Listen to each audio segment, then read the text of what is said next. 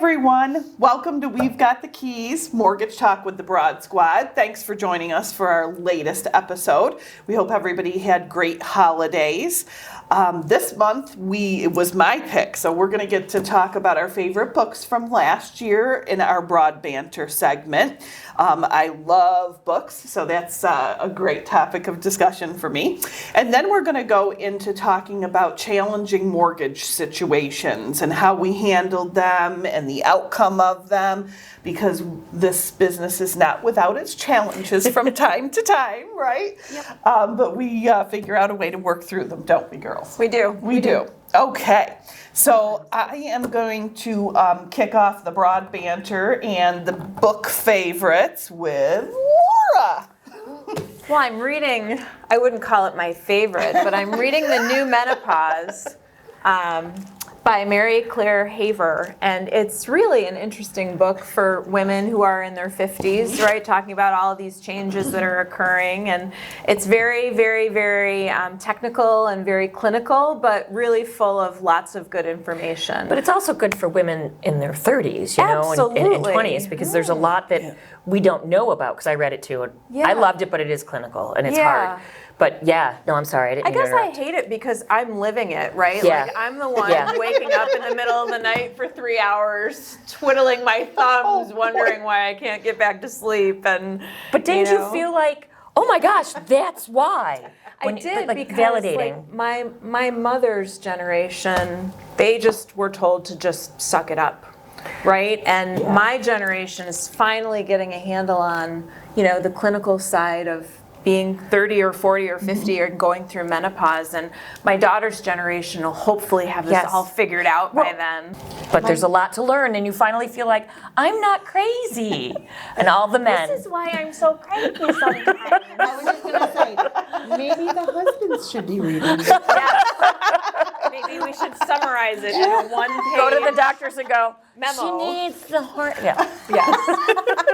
All right, so I have a very hard time picking one book. So I'm going to tell you what my top 3 were last year. I love to read. I think my goal was about 30 books last year. I think I read about 27. excellent. That's fantastic. Yeah. To do that.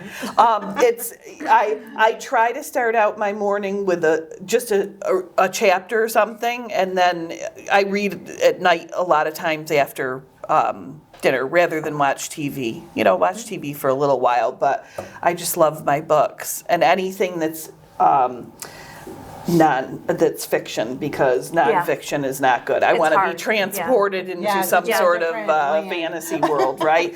I really don't want to read about menopause. I might forget about menopause, but that's what we're doing. So my top 3 books, book number 3, and I have a copy of this one here, is The Measure by Nikki Ehrlich. This was recommended by a lot of people, and I do watch a lot of YouTubers that talk about books and things, and this was on the top of the book list. This was an amazing book. It was a very thought-provoking book, right, Laura? 100%. Because, the premise of the book is everybody gets a box, and the box has a string in it, and the string determines what the length of your life is going to be, or the remaining length of your life. And then it follows several people and how they handled it, whether they looked at the string or didn't look at the string, and how they handled life going forward. It was very, very interesting and really good. It really made you think a lot about what would you do if you were in that situation. I was just going to ask you, what would you do? Would you pick a string? I would look at the string. And you would look at it? Yeah, I would look at it. What if it was 5 inches. Well, there's only 2 lengths. Yeah. Short or long. Yeah. Oh, Okay. Yeah. okay. So, I would look at it, because I thought about this a lot while I was reading this book, and I would look at the string. Because some of it would be how you live the rest of your life, right? Well, what would be the difference between the two? Well, if it was a short string, I'd do whatever I wanted to do for that short period of time, spend all the money I had, go on vacation or whatever. If it was long, I guess you'd plan more for the long term, right? I guess we should be living our best life every day regardless. We should be, I but don't I think I'd did, look I at think, it. would you I look would- at the I string? wouldn't After look at the reading the string. book, what was your thought? So after reading the book, I said to my husband, that's it. we got to clean out the house. He's like, why? I'm like, because I just read this book and we got to get all of our affairs in order. And he's like, what's the urgency? I'm like, you could go tomorrow. Because it spurred me to think, like, you have to have your affairs in order. Yeah, yes. Right? Yeah. And, like, we do, but, like, my husband has way too much stuff. Yeah. So, like, I don't want to leave that Right. to the kids if we have a short string. Sure. Yeah. And it's fiction, but it Yeah. really did But spur yeah. a very healthy conversation. Good book, definitely Yeah. good read. Excellent book. Number 2 book was The Surrogate Mother, and I'll have a picture popped up on the screen of this. We'll also have links in the details with the books that we've talked about. The Surrogate Mothers by Frida McFadden. I love psychological thrillers, and Frida McFadden is the excellent. queen of psychological thriller. Wow. Every book I read of hers this year was top tier pretty much, but The Surrogate Mother was very good. Obviously it's about somebody who picks a surrogate to have a child for her, and it happens to be a coworker, and a lot of things go boy. on. It's Wow. very good, That really could be an good. HR issue. Yep. Yes, it is. Oh, So boy. that one was very good. My number 1 book of the year was another one that's very popular that a lot of people are recommending, and that's The Perfect Marriage by Geneva Rose.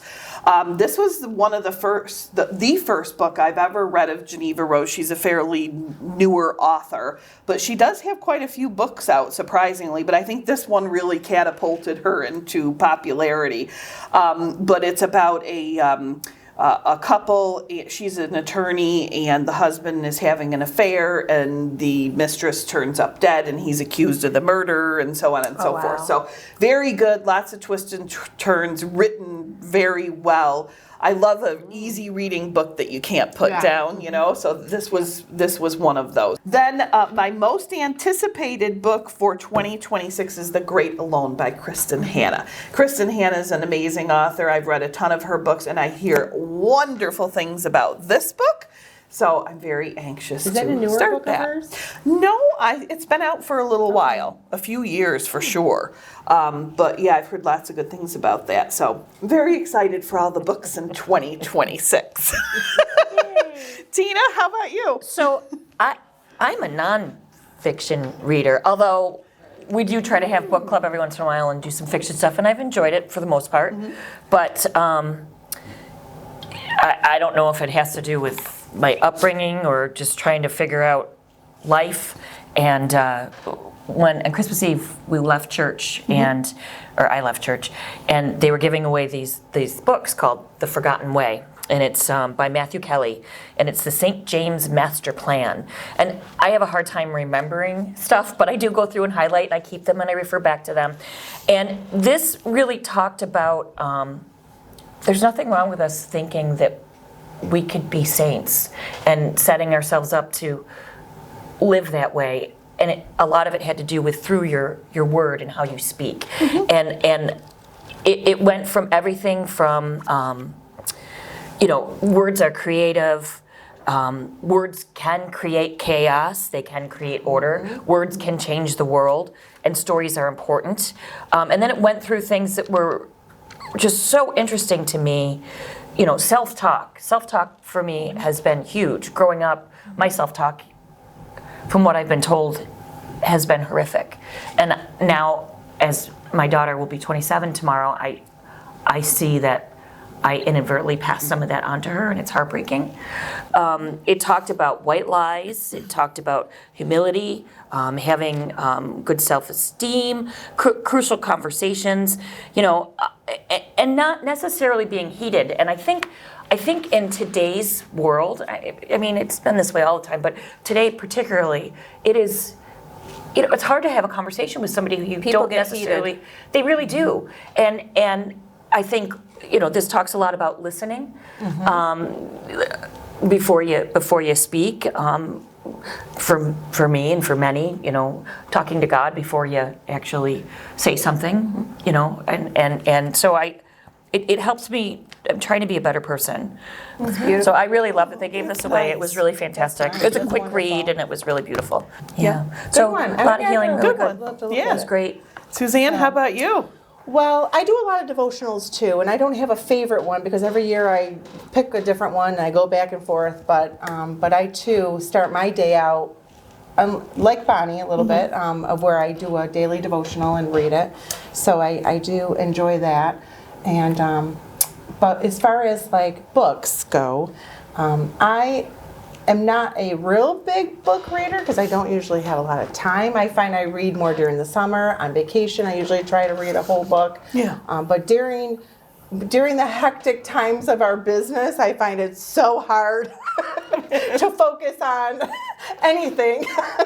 But I too have become a Kristen Hanna favorite. She is one of my favorites. And I would say that my favorite book of hers is The Nightingale. I like Bonnie, fictional. I like historical fictionals and basically in the World War II era, and that's what that takes place. I'm not going to tell you about it. It's a wonderful read. I would definitely recommend it.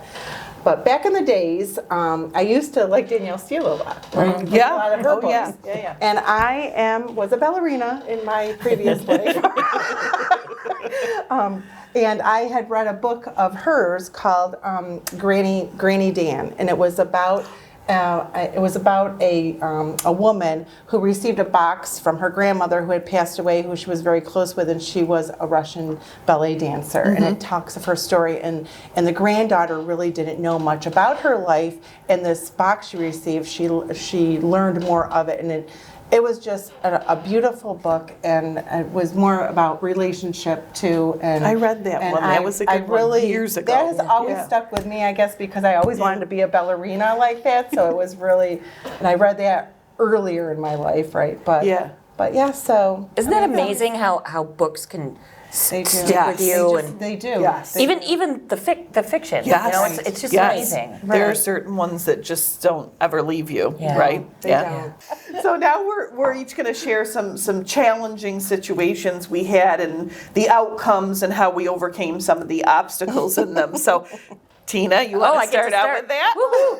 All right, so mine is rather recent, within the last few years, and it was a self-employed person who really just started this business probably within the last 4 years and became quite successful with it. So she was making a lot of money, okay?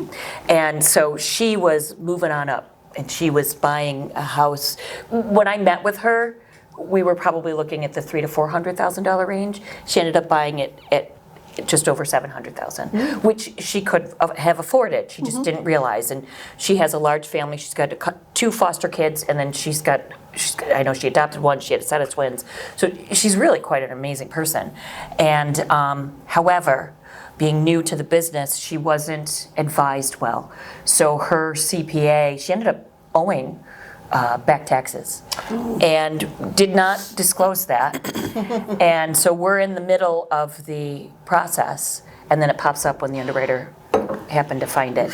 And it was a significant amount. I remember she was able to pay that. It was a good chunk, but she was able to pay that outright without affecting her closing costs, okay, good. which was amazing. We had to do some scrambling and adjusting. And then the second one was quite large, so she had to set up a payment plan. And dealing with the IRS for anything Yes, when not fun. when we are a couple weeks away from closing is ridiculous. And this woman, not only was she running her business and taking care of all these kids and getting ready to move, she was dealing with the IRS, and she wouldn't get off the phone until she got exactly what we needed to show. She made her payment. We had all the appropriate documentation.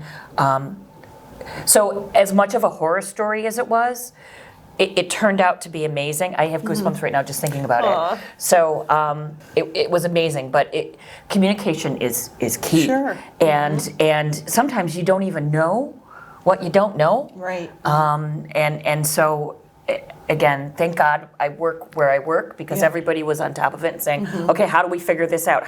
What's the best way to come to the solution so that we close? We closed on time. Wow. It was amazing. Wow. Amazing. I'm surprised. I am too. You know, she didn't have it easy for a long, long time. Good and for her. she's turned it around, and quite an amazing woman. Good. That's a great story. Yeah. Yeah. Yeah. That's Suzanne, my how about you? Well, mine really wasn't, well, how should I say this? It really wasn't an issue with the process or anything, and it's happened when the beginning time of when I started here. I think it was maybe the second year that I was working here, and it was a pretty easy file actually, all the way through an older woman who was purchasing a new home and closing on her sale. It was all kind of contingent. Back in those days, we can do a contingency. Yeah. For those that don't realize that, that's when you actually list your house and you make it contingent upon buying, so you can take those sale proceeds and put it towards a purchase. Something we don't Yay. hear of anymore. I know. Anyways, it was a pretty easy file, and we were getting ready to close. And the realtor was going to pick her up and take her through her walkthrough. So we were like 2 days out from closing. And he was knocking on the door, no answer. But he could see that things were in there and her car was there.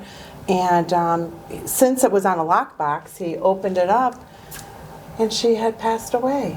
It was very sad. Oh. Yeah. So it always kind of, he called me up and I was like, wow, she was so excited and, she was looking forward to downsizing and it was just very sad. Short So, string. However, it wasn't, You just don't know. I know, you just she was don't know. older. To Laura's Right, point, you you just don't don't know. Yep. But I would have never have expected a call like Wow. that. Wow. Yeah. Usually it's, oh gosh, we're gonna have to push this out because there's a leak somewhere, or there's this somewhere, or.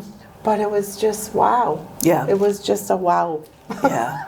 Yeah. Yeah, that's a gut punch. I think of that every now and then. Yeah. It's sad. It is. It was sad. So Yeah. why was it a horror story? It was more of a very sad. ending. Yeah. You just don't ever know what's going to happen, It's But I do have another one. Not when I worked here at a different lender. It was a conventional loan. yeah.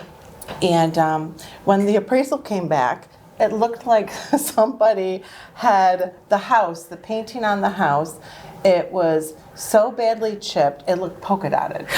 Really? Wow. I like polka dots. I might have So liked that. badly chipping paint all over, and everyone's like, okay, well, this is conventional. Does it matter? Well, yes, it does matter. So, If it looks polka dotted they and had conventional, they had to, obviously the sellers had to paint it, and it delayed things. And that was a horror story. All right. So, Bonnie, how about you?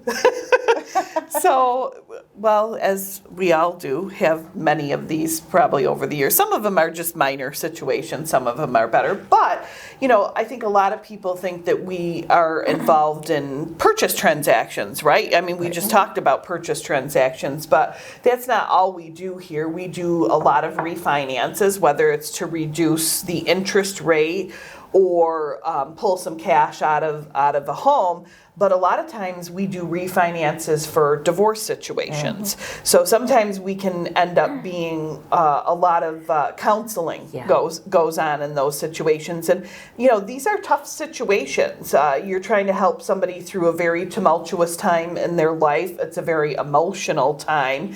And not always do we keep a level head on us when we're going through this. So I had a couple, this was a number of years ago now, probably 3 or 4 years ago, who were going through a divorce. Their realtor recommended that I help them with the situation. They had 2 homes, and one was keeping one and one was keeping the other. But when you're looking at qualifying one to stay in one of the homes, if they're attached to the other home, you have to include the taxes and whatever debt goes along with that house in the debt to income ratio.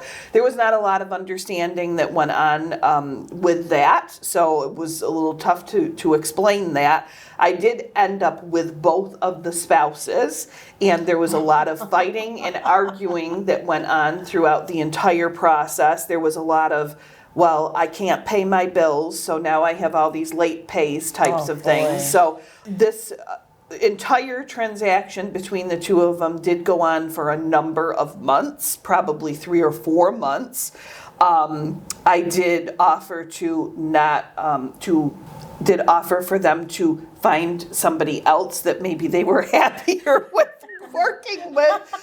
Sometimes honestly, after that discussion, it sort of jogged them into reality. Because right? you're a truth teller. Right. Yeah. So, I'm going to help you as best I can get through this situation, and the outcome, I want you to both be happy with where you're at.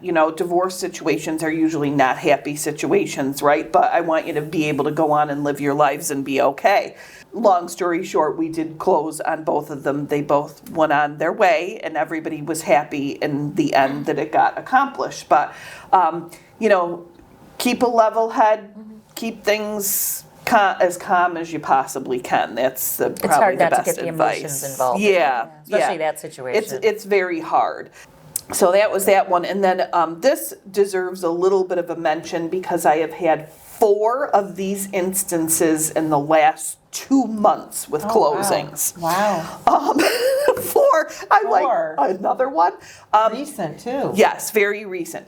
You can get all the way to the end of your mortgage process and your transaction, and there can still be things that happen on the day that you're ready to go to closing, or maybe the day before you're ready to go to closing, because when you purchase a home, your real estate agent is going to take you to do a final walkthrough on the property to make sure that everything is broom swept, as the contract states, and clean and whatnot.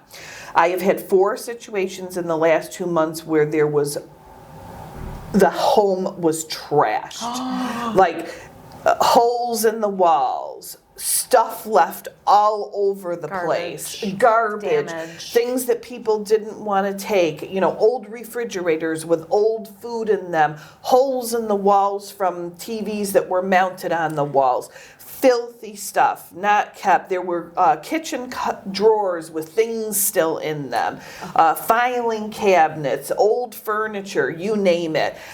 In all of these situations, and this is where your agent and your attorney are your advocate, and Right. that's where this really comes into Right. play. But the message here is, sellers, please just clean the house out. You're selling the house, Right, clean it out. right. Be nice to the buyer. I'm going to piggyback on that for a quick second, okay?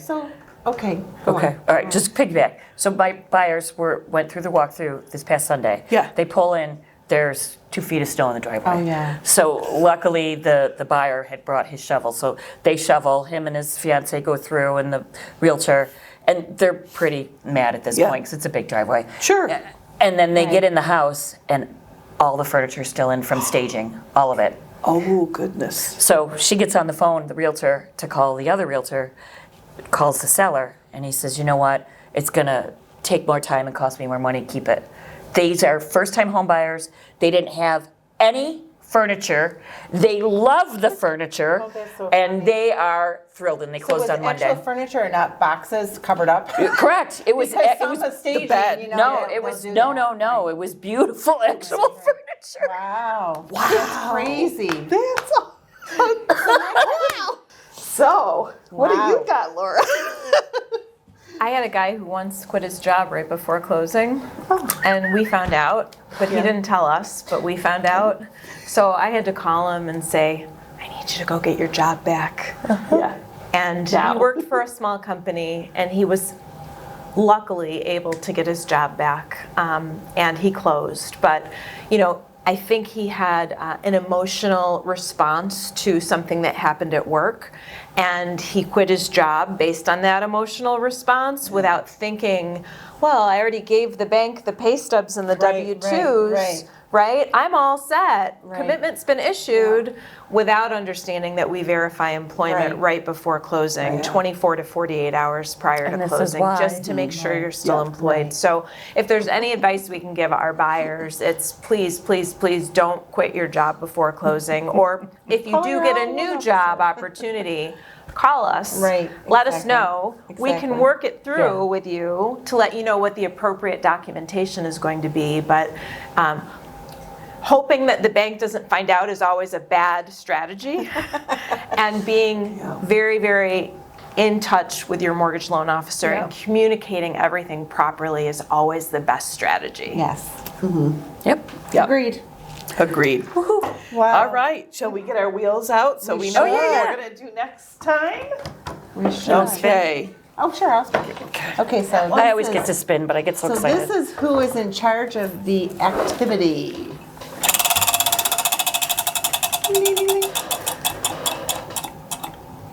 Oh, well, Bonnie just did that. Yeah. So we're not going to do No. that. Okay. Pick I've somebody already else. done one. Doesn't matter. We've all done them. So, We've all done Oh, one we once have. now, so now, yeah. oh, it's the podcast crew again. Oh, good. That's good. I like Those that. are- right. Those are scary. No, they're not. They're fun. And look, it's mortgage myths. I think we've done that We already. did do that We've one, Done yeah. that one. Yep. Oh, look. It's appraisals. Appraisals. We can talk that's a about good one. appraisals. Maybe we Yes. can get. We'll get a guest Maybe we appraiser should to have come a in. guest appraiser. We will get a guest Definitely. appraiser. Definitely. That'll that be would good. be a good one. Yes, very good. Well, we hope you Okay. enjoyed this latest episode of We've Got the Keys Mortgage Talk with the Broad Squad. If you haven't checked out our previous episodes, there will be links below. Please go ahead and watch them, like and subscribe, and we will see you next month. Bye everybody.